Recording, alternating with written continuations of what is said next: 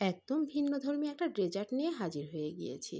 এখানে আমি কিছুটা লম্বা সেমাই নিয়েছি। সেমাইগুলোকে আমি এখন হাত দিয়ে গুঁড়ো গুঁড়ো করে ভেঙে নিব। খুব ভালো করে ভেঙে নিতে হবে যেন আস্ত না থাকে। তারপরে একটা কড়াইয়ে ঘি দিয়ে, এটা কিন্তু তেল দেওয়া যাবে না, ঘি দিয়েই করতে হবে। ঘিটা যখন গলে যাবে ঠিক এই পর্যায়ে দিয়ে দিচ্ছি ভেঙে রাখা সেমাই। সেমাইটা দিয়ে অনবরত নেড়ে চেড়ে নিতে হবে যেন সেমাইয়ের কালারটা চেঞ্জ হয়ে আসে।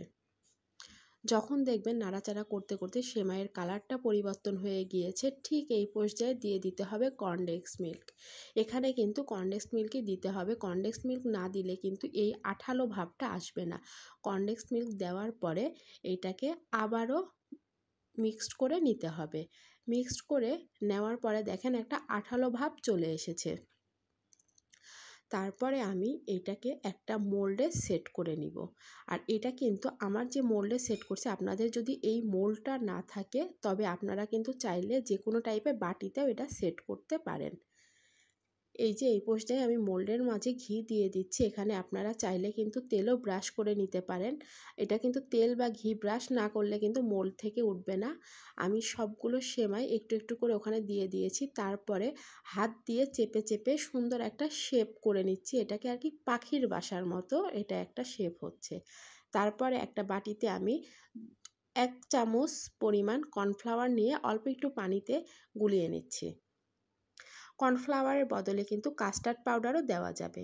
তারপরে কড়াইতে দুধ নিয়ে নিচ্ছি 1 কাপ পরিমাণ, তাতে দিয়ে দিচ্ছি সেই যে গুলিয়ে রাখা কর্নফ্লাওয়ার, 2টা এলাচ, আর দিয়ে দিচ্ছি মিষ্টির জন্য কনডেন্সড মিল্ক। এটাকে দিয়ে খুব ভালোভাবে মিশিয়ে নিয়ে তারপরে অনবরত নেড়ে চেড়ে এটাকে একদম ঘন করে নিতে হবে। এই যে দেখতে পাচ্ছেন কেমন ঘন হবে। এখন এটাকে আমি ঠান্ডা হতে একটু রেখে দিব। এটা যখন ঠান্ডা হয়ে যাবে তখন ওই যে মোল্ডে সেট করতে দিয়েছিলাম সেমাই, সেটাকে তুলে নিব। তারপরে এইগুলো তুলে আমি একটা বাটিতে নিব। যে বাটিতে সার্ভ করব ঠিক সেই বাটিতেই নিয়ে নিচ্ছি। তারপরে যে দুধটা রেডি করে রেখেছিলাম সেইগুলো এখন পাখির বাসার মধ্যে দিয়ে দিচ্ছি। আর এটাকে সাজানোর জন্য উপর থেকে আপনি যে কোনো টাইপের বাদাম বা কিশমিশ দিয়ে দিতে পারেন। চাইলে কিন্তু এখানে ছোট ছোট বেবি যে মিষ্টিগুলা পাওয়া যায় সেটাকেও দিতে পারেন। এই তো আমার ডেজার্ট রেডি।